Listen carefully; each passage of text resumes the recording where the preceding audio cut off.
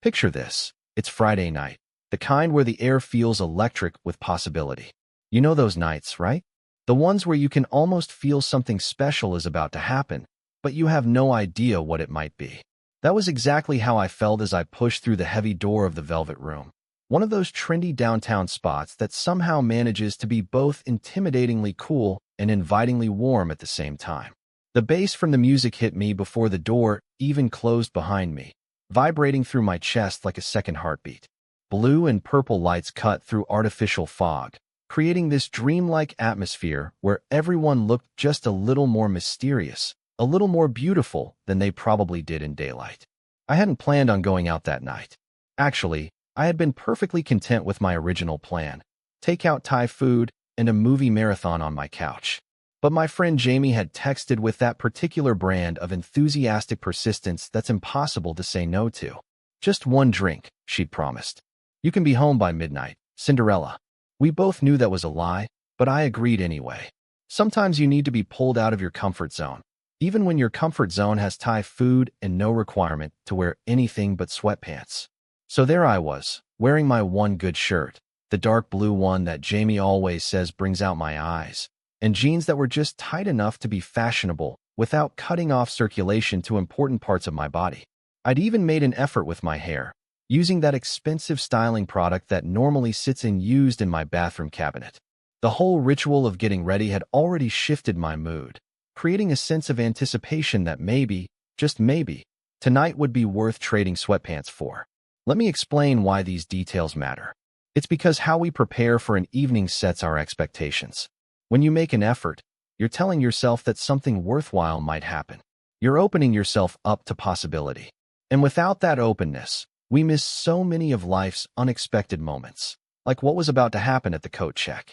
The entrance area was crowded with people arriving, leaving, or just taking a break from the dance floor.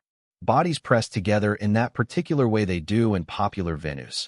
Not quite uncomfortable, but definitely aware of each other's presence. The music was loud enough that conversations happened at a slightly higher volume than normal, creating this constant buzz of human connection overlaying the rhythmic beats. I could smell perfumes and colognes mixing with the faint scent of alcohol and that indefinable club smell that's part excitement, part anticipation. Jamie had immediately spotted someone she knew near the bar and was already waving enthusiastically. "I'll meet you inside," she shouted over the music, already drifting away. "Check your coat first." And just like that, I was alone in a sea of strangers, clutching my winter jacket and wondering why I let myself get talked into these situations. The coat check was tucked into a small alcove to the right of the entrance. A simple counter with a rack of numbered tickets and hangers visible behind it. Nothing special, really. Just a utilitarian necessity in a city where winter coats are too bulky to keep with you while dancing. I made my way over, rehearsing my request in my head as if checking a coat was somehow a complex social interaction that required preparation. In my defense, I get a little awkward in new social situations. There's always this voice in my head questioning if I'm doing things right, if I look as out of place as I sometimes feel. As I approached the counter, I was mentally preparing for the usual transaction, a brief, forgettable exchange with someone who'd rather be anywhere else. You know the type, the service worker who's seen it all and is just counting down the minutes until their shift ends. I'd hand over my coat. They'd hand me a ticket, and we'd both forget each other existed within seconds. But that's not what happened. Not even close. The coat check attendant had his back to me when I first stepped up to the counter. He was hanging up someone else's coat, reaching up to place it on a high hook. The first thing I noticed was how he moved with this easy confidence, like someone completely comfortable in their own skin. When he turned around, I was hit with the full force of his presence. He wasn't conventionally handsome in that boring magazine way, but there was something magnetic about him. Dark eyes that crinkled slightly at the corners when he smiled, which he did immediately upon seeing me. He had this artfully messy hair that looked like he'd either spent an hour styling it or had just rolled out of bed. Either way, it worked. And his smile. There was something mischievous about it, like he knew something amusing that the rest of us weren't in on yet. "Cold night to forget a coat," he said, his voice carrying easily over the music despite not being particularly loud. I looked down at the jacket in my hands, confused for a moment before realizing he was joking. "Oh right. No, I didn't forget it. I mean, obviously. It's right here. I held it up unnecessarily, immediately feeling foolish. But instead of the awkward moment I was expecting, he laughed, not at me, but with me, somehow making me feel like we were sharing the joke rather than me being the joke. Well, that's a relief. I'd hate to see you catch a cold. Though I have to say, that shirt is worth showing off. He gestured to my carefully chosen blue shirt, and I felt a flush of pleasure at having my effort noticed. I handed over my coat, our fingers brushing briefly in the exchange. There was a small spark there, not static electricity, but that other kind of spark, the human kind that happens when you unexpectedly connect with someone. He turned to hang up my coat, and I found myself noticing the way his black t-shirt fit across his shoulders, how it contrasted with the colorful tattoo peeking out from under one sleeve. When he turned back, he was holding one of those numbered coat check tickets. But instead of simply handing it to me, he did something unexpected. With a playful wink, he placed the ticket between his teeth, holding it there for a moment with a raised eyebrow, and that mischievous smile still evident despite his mouth being occupied. I stood there, momentarily stunned. Was he flirting with me? Was this some kind of coat check tradition I wasn't aware of? Should I take it from his mouth? Before I could decide on the appropriate response to this unusual situation, he reached up and took the ticket from between his teeth, laughing at what must have been a very confused expression on my face. Sorry, he said, not sounding sorry at all. Just trying to keep things interesting. 8 hours at this counter can get a little monotonous. He held out the ticket properly now. I'm Eli, by the way. I'm Alex. I replied, taking the ticket and noticing that it was, thankfully, dry. Do you always give your customers such personal service? Eli's laugh was warm and genuine. Only the ones who look like they might appreciate a little unexpected moment in their evening. He leaned slightly over the counter, lowering his voice conspiratorially. You look like you were preparing for a root canal rather than a night out. Thought you might need something to shake things up. I couldn't help but smile at his assessment. He wasn't wrong. That obvious, huh? Professional people watcher, he tapped his chest proudly. Best seat in the house for studying human behavior. You see all types at the coat check. The excited ones, the nervous ones, the ones who are already too drunk before the nights even started. He gestured to the club beyond. So what brings you here tonight? You don't strike me as a regular. And just like that, we were having a conversation. Not the perfunctory exchange I'd expected, but something real. I told him about Jamie's insistence, about my abandoned Thai food plans. He told me he was working at the coat check to pay his way through graphic design courses. We discovered we both had an unhealthy obsession with the same obscure podcast about unsolved historical mysteries. All this while people came and went around us, Eli smoothly taking and returning coats without missing a beat in our conversation. You should check out the back room, he suggested after we'd been talking for what must have been at least 15 minutes. The DJ there is actually playing music you can dance to without needing a chemical enhancement, if you know what I mean. I didn't know what he meant, and I appreciated the tip.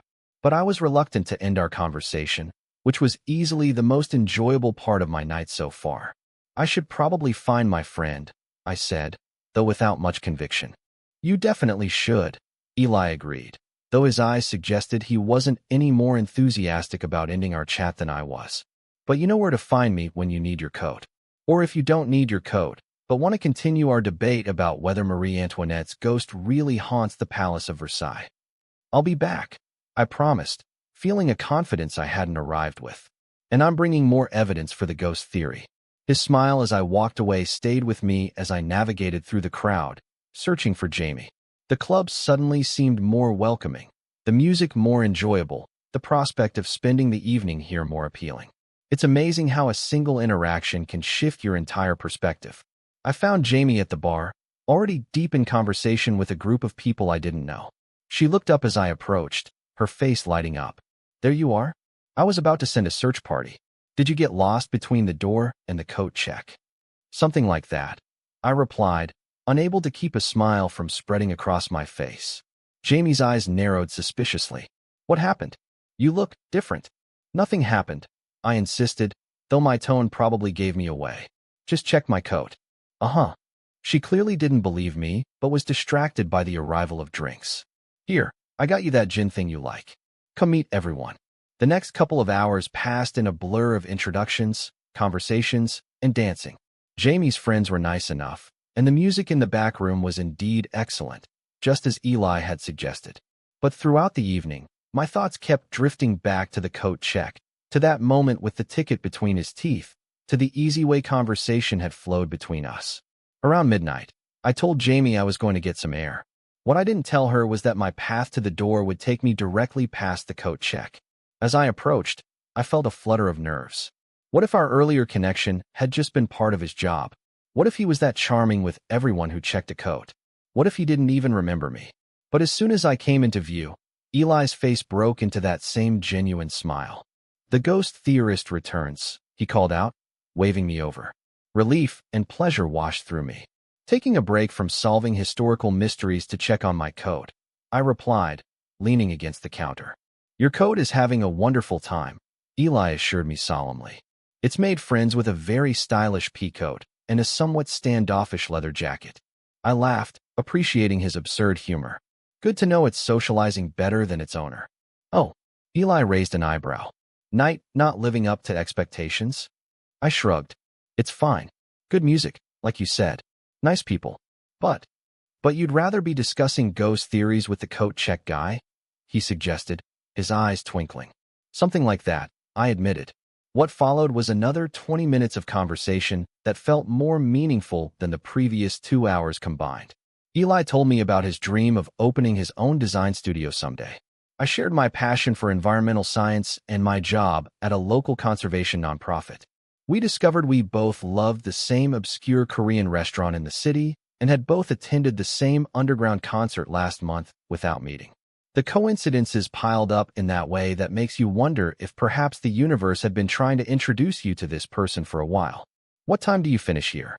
I asked eventually, aware that I was probably keeping him from his actual job, though he didn't seem to mind. 3 a.m., he replied. The glamorous life of a coat check attendant. I glanced at my watch. It was just past midnight. "That's a long shift." "Worth it tonight," he said, holding my gaze in a way that made it clear he wasn't talking about the hourly wage.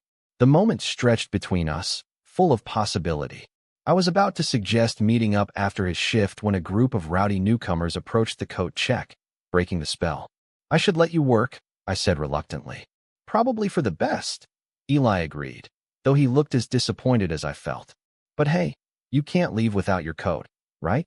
So I know I'll see you again tonight." The promise in those words carried me through the rest of the evening.